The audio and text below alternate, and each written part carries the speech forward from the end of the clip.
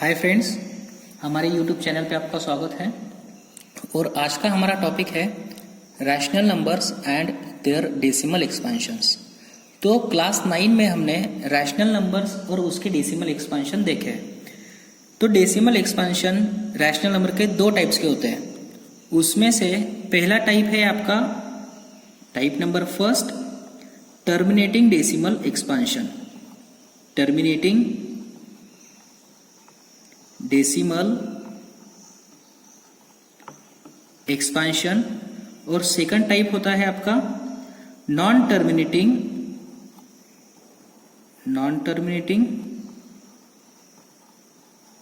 Decimal expansion. तो non terminating decimal expansion ये जो होता है उसमें रिपीटिंग आता है, मीन्स उसे ही हम क्या कह सकते हैं, non terminating and repeating decimal expansion. ये दो एक्सपेंशन रैशनल नंबर्स के होते हैं। तो ये जो दो एक्सपेंशन है वो कैसे चेक करते हैं, हम वो चेक करने के लिए कुछ थ्योरम्स पढ़ेंगे। वो थ्योरम्स की हेल्प से हम एग्जांपल सॉल्व करते हैं। सो थ्योरम नंबर फर्स्ट, तो उसमें नोट नंबर फर्स्ट है, for any rational number is of the form P upon Q। Rational number अगर P अपॉन Q के फॉर्म में है, so if the prime factorisation of Q, तो वो rational number का जो डिनोमिनेटर होता है Q is of the form 2m into 5n में अगर आता है, so where m and n are non negative integers. m and n क्या है, non negative integers. Non negative integer means क्या, जीरो से लेके ऑनवर्ड्स, सिर्फ नेगेटिव नहीं, जीरो चलेगा। सो m की वैल्यू जीरो भी आ सकती है, n की वैल्यू जीरो भी आ सकती है। So where m and n are non negative integers, then this decimal expansion represent terminating decimal expansion. तो ये है आपका थ्योरम नंबर फर्स्ट। क्या है, अगर एक rational number P upon Q के फॉर्म में है और वो जो Q है वो डिनोमिनेटर अगर 2m इंटू 5n के अगर फॉर्म में है डिनोमिनेटर, तो ये क्या है आपका टर्मिनेटिंग डेसिमल एक्सपेंशन में आ जाएगा। Q क्या चाहिए, 2m इंटू 5n के फॉर्म में चाहिए, और m एंड n ये क्या चाहिए आपके, non negative integers, non negative integers. तो ये डेसिमल एक्सपेंशन आपका टर्मिनेटिंग डेसिमल एक्सपेंशन आ जाएगा। ओके। और नोट नंबर सेकंड है आपका, अगर suppose rational number P upon Q के फॉर्म में है और वो जो Q है उसका डिनोमिनेटर अगर 2m इंटू 5n इसके फॉर्म में अगर नहीं आता है, तो वो डेसिमल एक्सपेंशन हो जाएगा आपका non terminating and repeating decimal expansion. तो अगर rational number P upon Q के फॉर्म में है, उसका डिनोमिनेटर अगर Q है, वो अगर ये फॉर्म में आ गया तो वो है टर्मिनेटिंग डेसिमल एक्सपेंशन। अगर Q ये फॉर्म में नहीं आता तो ये है आपका non terminating and repeating decimal expansion. तो ये जो दो थ्योरम्स है और दो नोट्स है, ये आपको एग्जाम्पल सॉल्व करने में बहुत काम आने वाले हैं। तो now come to the example. तो उसमें हमारा फर्स्ट क्वेश्चन है, check whether the following rational number will have terminating decimal expansion और non terminating and repeating decimal expansion. तो उसमें हमारा पहला एग्जाम्पल है 13 अपॉन 3125। तो ये जो एग्जाम्पल है ये रैशनल नंबर है, और ये रैशनल नंबर टर्मिनेटिंग है या नॉन टर्मिनेटिंग है, ये हमें चेक करना है। तो देखो, हमने जो नोट देखी है वो नोट के हिसाब से ये जो नंबर है ये P अपॉन Q के फॉर्म में है। So where P equal to 13 and Q equal to 3125। तो यहाँ P की वैल्यू और Q की वैल्यू आपको दी है, तो हमें क्या कंसिडर करना है, Q कंसिडर करना है। So consider Q। तो Q कंसिडर करके हमें क्या करना है, उसका प्राइम फैक्टराइजेशन निकालना है। तो अगर उसका प्राइम फैक्टराइजेशन 2m और 5n के फॉर्म में अगर आ गया तो वो डेसिमल एक्सपांशन टर्मिनेटिंग, अगर नहीं आया तो non terminating and repeating decimal expansion. तो प्राइम फैक्टराइजेशन ऑफ Q निकालेंगे। तो prime factorisation of Q is, Q को हम ऐसे लिख सकते हैं 3125 को, तो ये जो 3125 है इसको हम ऐसे लिख सकते हैं, ये क्या है 625 इंटू 5 है, तो 625 ये क्या है आपका 5⁻4 है, क्योंकि 5 फिर 25 फिर 125 फिर ये आता है आपका 625 और फिर आता है आपका 3125। तो ये है 5⁻4 इंटू 5 इक्वल टू 5⁻5। तो ये जो डिनोमिनेटर है Q, ये कौन से फॉर्म में है, 5⁻5 के फॉर्म में है। तो ये अगर 5⁻5 के फॉर्म में है तो हम इसे कैसे लिख सकते हैं, हमें क्या चाहिए डिनोमिनेटर, ये फॉर्म में चाहिए। तो 5⁻5 को हम ऐसे लिख सकते हैं क्या, 5⁻5 इंटू 2⁻0 लिख सकते हैं। क्यों, क्योंकि 2⁻0 ये क्या आ जाएगा आपका 1 आ जाएगा, सो 1 इंटू 5⁻5 ये हो जाएगा 5। So therefore Q is of the form 2⁻m and 5⁻n।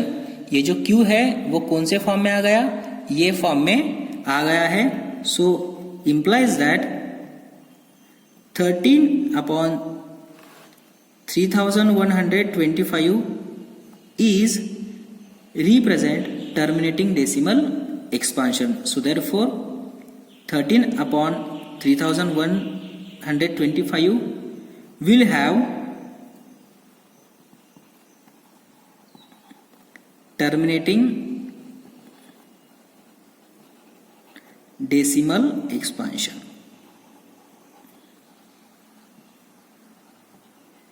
तो ये था हमारा एग्जाम्पल नंबर फर्स्ट। हमें सिर्फ Q चेक करना है, Q अगर ये फॉर्म में आ गया सो टर्मिनेटिंग डेसिमल एक्सपांशन, अगर नहीं आया तो non terminating and repeating decimal expansion. तो टर्मिनेटिंग डेसिमल एक्सपांशन में आपको डिनोमिनेटर अगर 2⁻m के फॉर्म में रहा तो भी वो टर्मिनेटिंग है, और 5⁻n के फॉर्म में रहा तो भी वो टर्मिनेटिंग है, और 2⁻m इंटू 5⁻n इन दोनों के फॉर्म में भी रहा तो भी वो टर्मिनेटिंग डेसिमल एक्सपांशन है।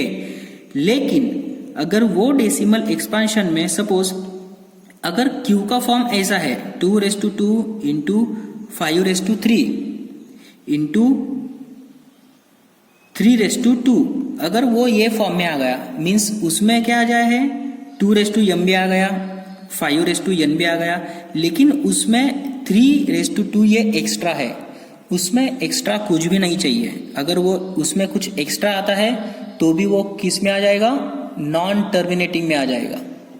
ठीक है, तो सिर्फ उसमें क्या चाहिए, एक तो ये दोनों चाहिए, एक तो ये सिंगल चाहिए, नहीं तो ये सिंगल चाहिए, तभी वो टर्मिनेटिंग डेसिमल एक्सपांशन है, otherwise it is not terminating decimal expansion.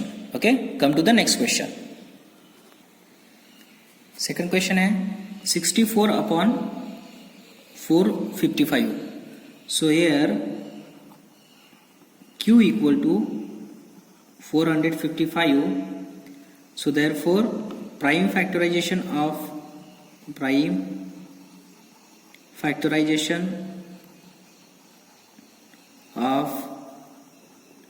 Q is, Q का अगर प्राइम फैक्टराइजेशन निकाला हमने तो 455 उसको हम कैसे लिख सकते हैं, 5 इंटू 7 इंटू 13, ये आपको निकालना होगा। ठीक है, तो इसका प्राइम फैक्टराइजेशन हमने ऐसा निकाला। तो ये जो Q का प्राइम फैक्टराइजेशन है, so therefore prime factorisation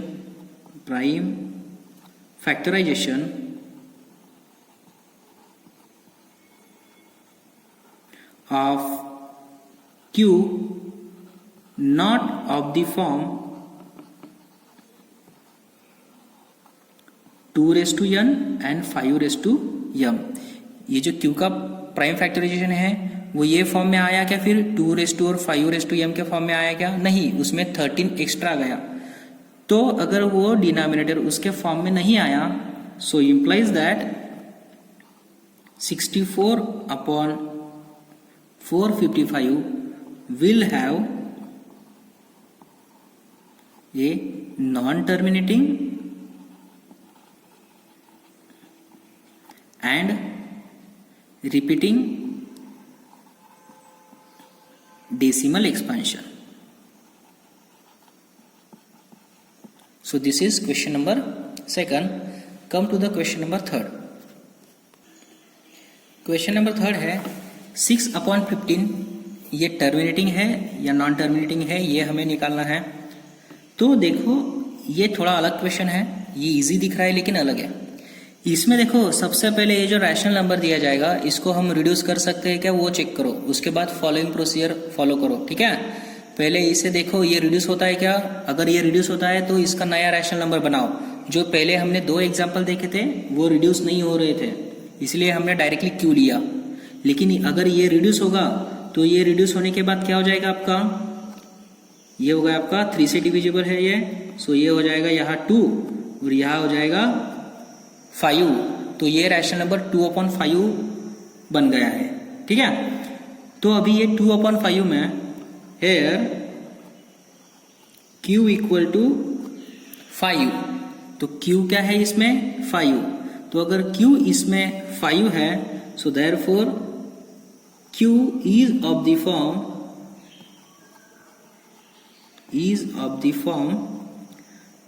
2m and 5n के फॉर्म में है। क्यों? क्योंकि हम ये जो 5 है इसको कैसे लिख सकते हैं, 5:1 और 2:0 ऐसे लिख सकते हैं, ठीक है। 2:0 is 1, 5:1 is 5 equal to 5। So q is of the form 2m into 5n, so implies that 6/15 is terminating decimal expansion. So this is terminating decimal expansion. आपको क्या करना है, पहले इसको रिड्यूस करना है, अगर नहीं हो रहा है तो फॉलोइंग प्रोसीजर फॉलो करनी है। Come to the next question. तो नेक्स्ट क्वेश्चन 17/1 ये टर्मिनेटिंग है या नॉन टर्मिनेटिंग है। देखो ये जो q है 8, इसको हम ऐसे लिख सकते हैं 2q। तो अगर 2m के फॉर्म में है, so this is terminating decimal expansion. Fifth वाला क्वेश्चन 15/1600। तो ये जो 1600 है इसका जो डिनोमिनेटर है q 1600, तो इसको हम ऐसे लिख सकते हैं प्राइम फैक्टराइजेशन में 2⁴ इंटू 10 स्क्वायर है। 10 स्क्वायर मीन्स क्या, 2⁴ इंटू 2⁵ इंटू 5 स्क्वायर। ये कैसे आया, क्योंकि 10 को हम कैसे लिख सकते हैं 2 इंटू 5 लिख सकते हैं, तो 2 square into 5 square. So implies that 2⁶ into 5 square means ये 2m और 2n के फॉर्म में आ गया।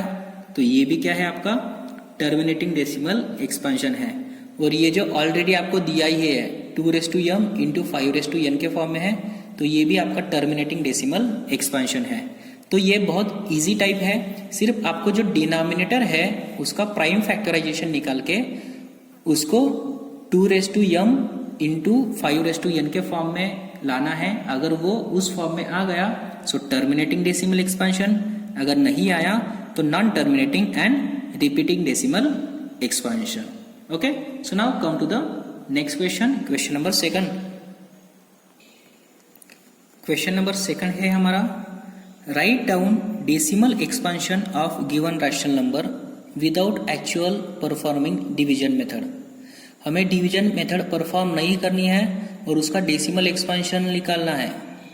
ओके, तो ये जो एग्जांपल है वो किस तरह सॉल्व करते हैं तो हम देखेंगे। उसमें पहला एग्जांपल है सपोज 13/3125।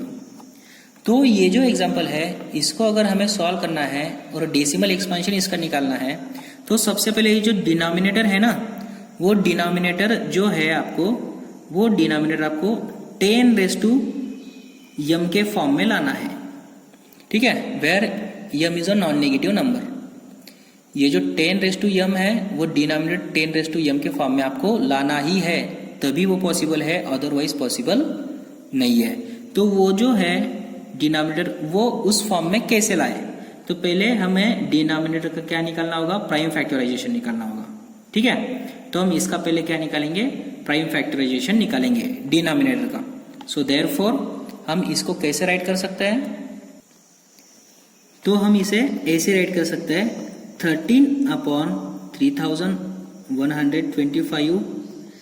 इसका प्राइम फैक्टराइजेशन निकाला हमने q का, तो इसका प्राइम फैक्टराइजेशन हमें पता है कितना है, 5⁵, ठीक है। तो इसका प्राइम फैक्टराइजेशन अगर 5⁵ है, लेकिन हमें यहाँ क्या चाहिए, यहाँ चाहिए हमें 10⁻something, ठीक है, यहाँ हमें 10⁻something चाहिए। तो अगर हमें यहाँ जो डिनोमिनेटर है यहाँ अगर 10⁻something चाहिए तो हम 10⁻something कैसे ला सकते हैं, तो इसे हम क्या करेंगे, मल्टीप्लाई एंड डिवाइड 2⁵ करेंगे, मल्टीप्लाई एंड डिवाइड 2⁵। मैंने ऊपर भी 2⁵ से मल्टीप्लाई कर दिया और मैंने नीचे भी क्या कर दिया, 2⁵ से मल्टीप्लाई कर दिया। ये मैंने क्यों किया, क्योंकि मुझे लॉज ऑफ इंडाइसेस यूज करने हैं। लॉज ऑफ इंडाइसेस क्या है, अगर a⁻x है, ठीक है, इंटू b⁻x है, मीन्स दोनों की अगर पावर सेम है और बेस अगर डिफरेंट है तो बेस का क्या होता है, मल्टीप्लीकेशन होता है और पावर एज इट इज हो जाती है।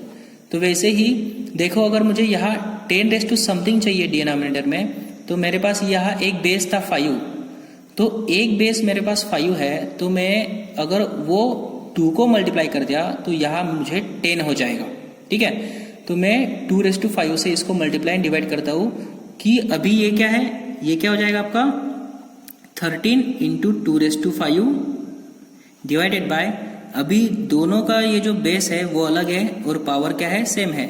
तो बाय लॉज ऑफ इंडाइसेस ये क्या हो जाएगा, 5 × 2 = 10⁻5। तो ये जो डिनोमिनेटर था इसको मैंने 10⁻5 के इसमें ट्रांसपोज कर दिया। तो उसे ट्रांसपोज करने के बाद इसका हम मल्टीप्लिकेशन करेंगे, 13 × 2⁵, ये हो जाएगा आपका 32 डिवाइडेड बाय 10⁻5 मीन्स कितना, 1 2 3 4 5 0 है 10⁻5 मीन्स। अभी देखो 13 × 32 ये हो गया आपका 416 डिवाइडेड बाय 1 2 3 4 5। अभी अगर नीचे अगर 5 zeros है तो ये जो पॉइंट है वो हम लगा सकते हैं, तो पॉइंट 5 डिजिट के बाद लगेगा 6140.0।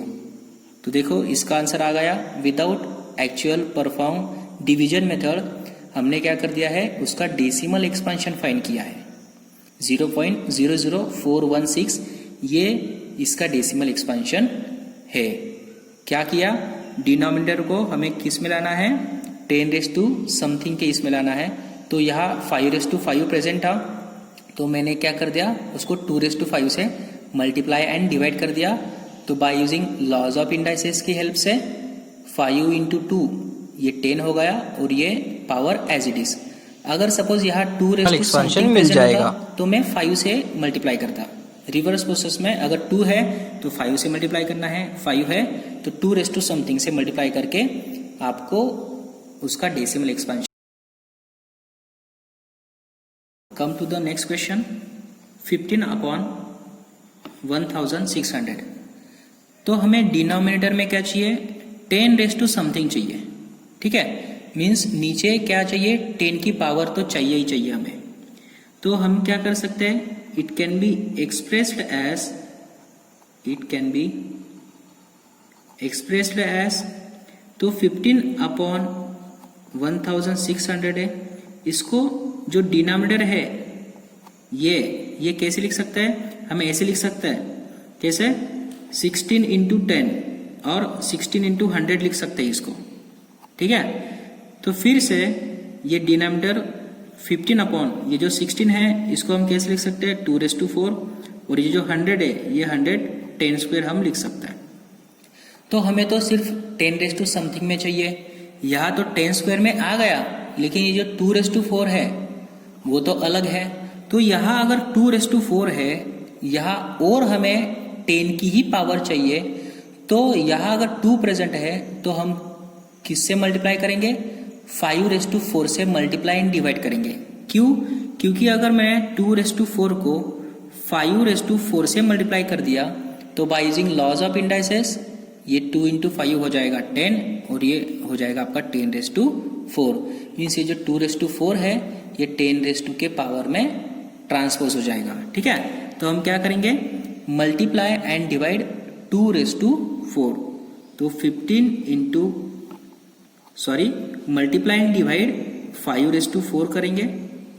सो 2⁴ इंटू 5⁴, और ये 10² एज इट इज, ठीक है। सो 15 इंटू 5⁴, ये 5⁴ हो गया आपका 625 डिवाइडेड बाय अभी 2⁴ इंटू 5⁴, ये होगा आपका 10⁴ इंटू 10²। तो 15 इंटू 625, इसका आंसर ये है आपका 9375 डिवाइडेड बाय ये क्या है 10⁴, और ये 10⁻², तो ये होगा आपका 10⁻⁶। तो यहाँ कितने जीरोज है, 6 जीरोज है। तो ये जो डेसिमल पॉइंट है वो कहाँ आएगा, 0.009375। क्यों? क्योंकि 6 जीरोज है और यहाँ 4 ही नंबर प्रेजेंट है, तो हमने आगे 2 जीरो लगा दे और उसमें पॉइंट। तो देखो, without performing actual division method हमने क्या किया है, रैशनल नंबर का डेसिमल एक्सपेंशन हम निकाल सकते हैं, और इसको डेसिमल में कैसे कन्वर्ट करना है ये निकाल सकते हैं। ओके, सिर्फ हमें क्या करना है, डिनोमिनेटर कौन से फॉर्म में लाना है, 10 समथिंग के फॉर्म में लाना है, ठीक है। देखो example number 3, 23/2⁵ into 5²। So it can be written as, it can be written as 223/2⁵ into 5²। अभी यहाँ जो डिनोमिनेटर है इसमें हमें 10 समथिंग चाहिए, तो यहाँ ऑलरेडी 2 और 5 प्रेजेंट है, इनका हमें मल्टीप्लिकेशन 10 मिल जाएगा, ठीक है। लेकिन ये 10 कब मिलेगा, जब इनकी पावर क्या होगी, दोनों की सेम होगी। तो पावर यहाँ बड़ी पावर 3 है, यहाँ 2 है, तो ये जो 2 है इसको अगर हमने 3 किया तो दोनों की पावर 3 हो जाएगी। तो इसकी पावर 3 करनी है, मीन्स इसको क्या करना पड़ेगा, मुझे 5 से क्या करना पड़ेगा, मल्टीप्लाई करना पड़ेगा। तो अगर मैंने इसको 5 से मल्टीप्लाई कर दिया तो इसकी पावर 3 हो जाएगी। So multiply and divide by 5, so 2⁵ into 5² into 5।